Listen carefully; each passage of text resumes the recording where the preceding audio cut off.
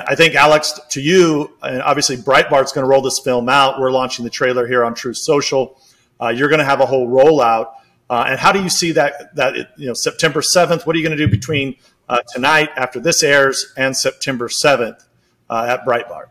Well, there's going to be a lot. I think there's going to be a lot of interviews with the stars. There's going to be a lot of interviews with people like Robert and the people behind the film. And I think we're going to see, of course, some guerrilla marketing. As always, that's going to be a big part of any campaign like this to get the word out. And I'm hoping for at least some level of a cancellation, because that seems to be the best way to get publicity these days. I'm guessing if a lot of people are not going to want this film out. And good, we should hear from you. By all means, let us know what you think. MySonHunter.com is where people should go. But it's just so great, and I'm very proud, I know everyone at Breitbart is, to be extending Andrew Breitbart's legacy, who of course famously said politics is downstream of the culture. It is the culture that really is what is the driving force in American life. And there's no one who executed on that premise more in recent years than the Trump family. Donald Trump was basically one of the best insult comics who ever lived, and he rode that to the White House.